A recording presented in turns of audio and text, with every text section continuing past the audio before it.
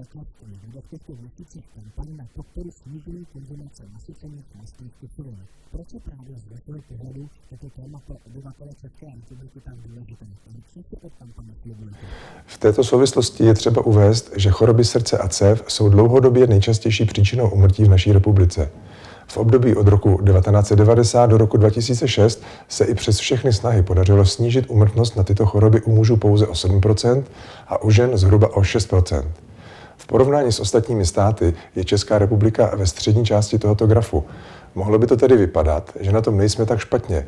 Ve skutečnosti to ale znamená, že je u nás situace horší než v zemích bývalé západní Evropy a o úspěšnosti můžeme hovořit jen při porovnání se zeměmi bývalé východní Evropy.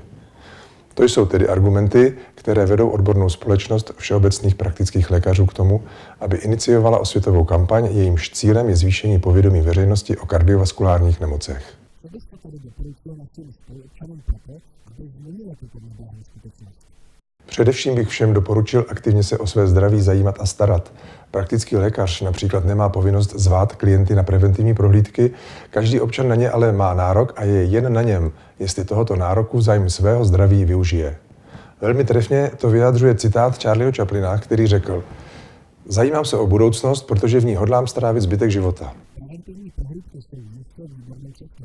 Co ale může udělat každý z nás proto, aby nám preventivní vyšetření v zásadě jen ujistilo o dobré zdravotní kondici?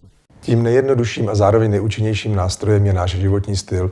Za většinou kardiovaskulárních nemocí totiž stojí rizikové faktory jako například nadváha, omezená tělesná aktivita, kuřáctví a v neposlední řadě skupina metabolických onemocnění hromadného výskytu charakterizovaná zvýšenou koncentrací tuků v krevní plazmě.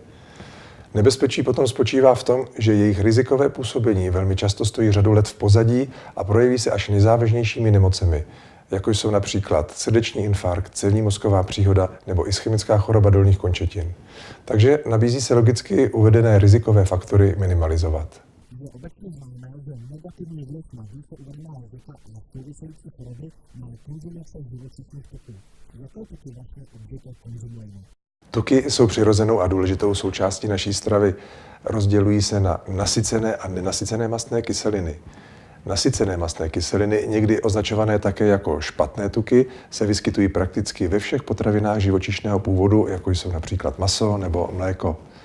Nenasycené mastné kyseliny, včetně více nenasycených omega-3 a omega-6, se vyskytují převážně v potravinách rostlinného původu a v rybím tuku.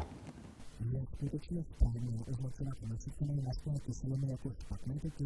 Pokud jich je nadbytek, tak jistě ano, protože zvyšují hladinu cholesterolu majícího aterogenní potenciál. Přiměřené množství, které naše tělo potřebuje, hravě přijmeme v takzvané skryté formě, aniž bychom si to uvědomovali, a to především v mase, uzeninách nebo mléčných výrobcích a podobně. Vědomě bychom potom měli upřednostňovat tuky rostlinného původu, ať už se jedná o oleje na vaření či přípravu salátů, nebo o margaríny pro namazání na pečivo. V České republice se totiž nasycených mastných kyselin konzumuje přibližně dvojnásobné množství, než je doporučených 20 gramů na den. Jak to můžeme tento špatný tuky v každodenní praxi vyhnout? Jak jsem se již zmínil, jednoduché doporučení zní omezovat příjem tuků živočišného původu s výjimkou ryb z důvodu vysokého obsahu nasycených mastných kyselin a upřednostňovat tuky rostlinného původu.